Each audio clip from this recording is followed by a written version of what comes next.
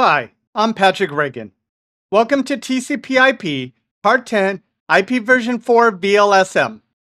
During this video, we'll be discussing using variable length subnet mask, or VLSM, which is used to divide a network into small subnets with different subnet masks to utilize the addresses better. If you liked my video, don't forget to click the like button. And if you have not already, subscribe to the Pat Has Your Back channel. As with most of my videos, there is practice questions at the end of the video. The previous videos focused on fixed length subnet masks, where all of the subnets on a network have the same subnet mask. If you have multiple offices that range from 5 to 50 computers or hosts, you'll need to use subnets that can accommodate 50 or more hosts. Unfortunately, for those smaller sites, you're wasting a lot of addresses. In this example, 85 hosts versus 249 available addresses, of which 8 addresses are used for network addresses and broadcast addresses for the 4 subnets. Variable length subnet mask, or VLSM, is a computer networking technique that allows networking designers to divide an IP network into subnets with different subnet masks. It provides greater flexibility in assigning IP addresses by creating subnets of varying sizes based on the specific needs and the number of hosts in each subnet. This technique helps reduce the waste of IP addresses and better uses the available IP space. In this example, with the same subnet mask, you would have to use the subnet mask of 255.255.255.192 or /26. The binary equivalent is shown on the screen, with red showing the subnet mask bits and purple showing the host bits. If we do our number of host calculations, we need to have 6 host bits to cover the first subnet of 50 hosts. That leaves 2 subnet masks, which allows me to have up to 4 subnets. If we're using a fixed length subnet mask, you would have the 4 subnets, where each subnet could have up to 64 hosts, including the network and broadcast addresses. If you use VLSM, you would have the first 4 subnets defined, with over half of the addresses still available for additional subnets in the future. Disadvantages of VLSM include: it takes more advanced planning and configuration, which can increase the complexity of the network design and administration. As a single network address is subdivided into multiple subnets of different sizes, and each subnet requires a separate entry in the routing table, the use of VLSM can lead to an increase in the number of routing table entries, as each subnet is explicitly defined. Route summarization, or route aggregation, can become more challenging with VLSM. Summarizing routes into single entries becomes less straightforward when subnets of different sizes are involved. This can affect the ability to reduce the size of the routing table through summarization. Because it's more complex, there is an increased risk of configuration errors that can cause network connectivity issues, security vulnerabilities, and other problems. VLSM can be more expensive than traditional subnetting because it requires more advanced networking equipment and software. VLSM may not be compatible with older networking equipment or protocols, which can limit its usefulness in certain environments. With VLSM, there will be more subnets and IP addresses to manage, which can increase the management overhead and makes it more difficult to troubleshoot network issues. When you're using VLSM, you need to use the following steps. Arrange the networks from largest to smallest. Implement VLSM subnetting for the largest subnet. Implement VLSM subnetting for the second largest subnet. Implement VLSM subnetting for the third largest subnet. And continue until you run out of addresses or run out of subnets. Let's say you have the following subnets shown on the screen, with the first 2 hosts being 60 hosts and 29 hosts, followed by 2 subnets of 14 and 12 hosts, and the last 3 subnets are only 2 hosts. Step 1. Arrange the networks from largest to smallest. Done, since the subnets are already listed from largest to smallest. Implement VLSM subnetting for the largest subnet, which is LAN 1 at 60 hosts. You need a subnet that will cover the 60 hosts, which is 2 mask bits and 6 host bits.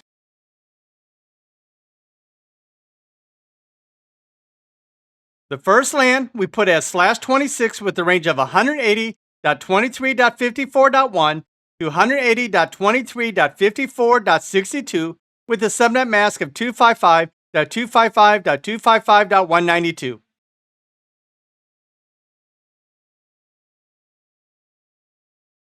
Step 3, we look at the second biggest subnet of 29 hosts. So how many subnet bits do we need for the 29 hosts?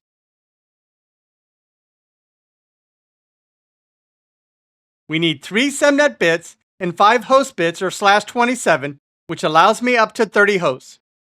As you can see, since we're already used the 00 subnet bits already, we're jumping to the next large subnets of 01, and then the third bit will be a 0.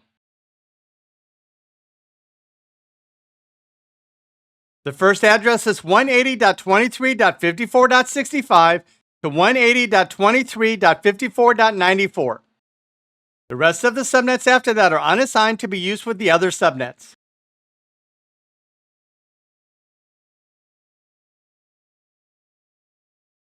Step 4. Implement VLSM subnetting for the third largest subnet of 14 hosts. It takes 4 subnet bits with 4 host bits, or /28 to cover 14 hosts. The subnet is after the 010, which will be 011, followed by another 0 for the smaller subnet.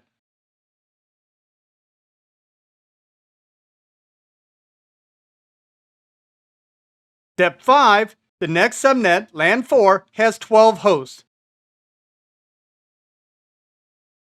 It takes 4 subnet bits with 4 host bits, or /28 to cover 14 hosts. The subnet is after the 0110, which will be 0111, followed by another 0 for the smaller subnet.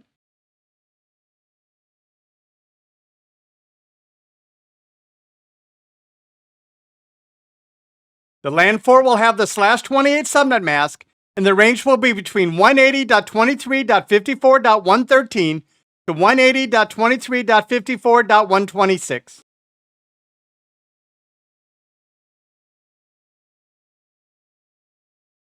Step 6, LAN 5 needs to support 2 hosts. We would have 6 mask bits with 2 host bits, which gives a Cedar notation of /30. Since the last octet that we defined was 0111, so the next set of addresses would begin with 1000, and we start with the next 2 subnet bits as 00. Our range would jump to 180.23.54.129 to 180.23.54.130.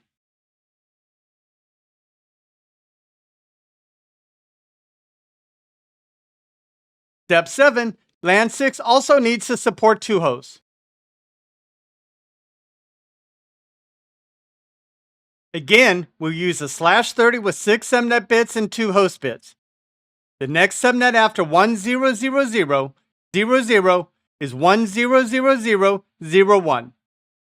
The range is 180.23.54.133 to 134.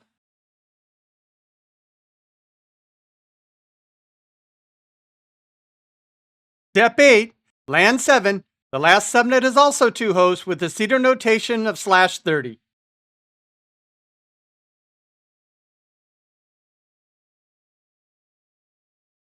The next subnet bits after 100001 is 100010.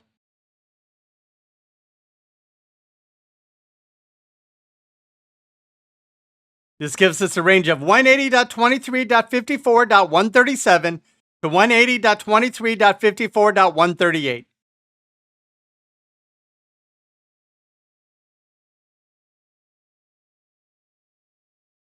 Now that we've figured out the variable Cedar notations for each subnet, the 180.23.54.0/24 network address will be used in the aggregated routes to get to the subnetted network, which will be used in the external route tables. We even have the last large subnet left over, where we add another 62 hosts that the subnet begins with 11.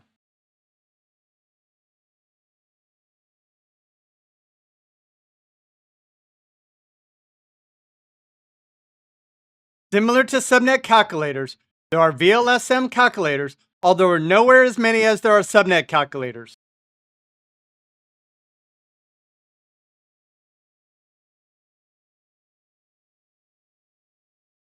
Question: what is the networking technique that allows network designers to divide an IP network into subnets with different subnet masks?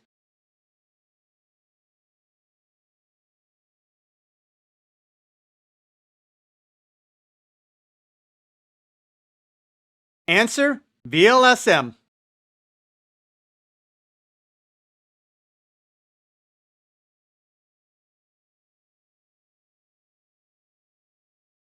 For more information, visit these sites.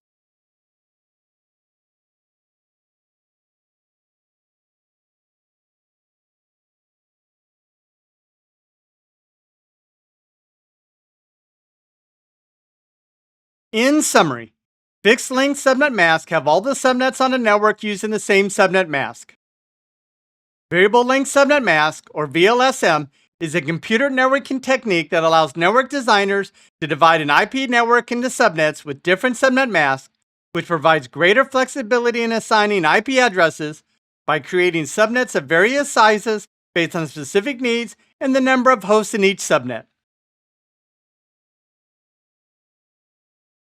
Thank you for watching this video. The next video will be TCP/IP Part 10 IP version 6 addressing. If you liked my video, don't forget to click the like button. And if you have not already, subscribe to the Pat Has Your Back channel. Thank you.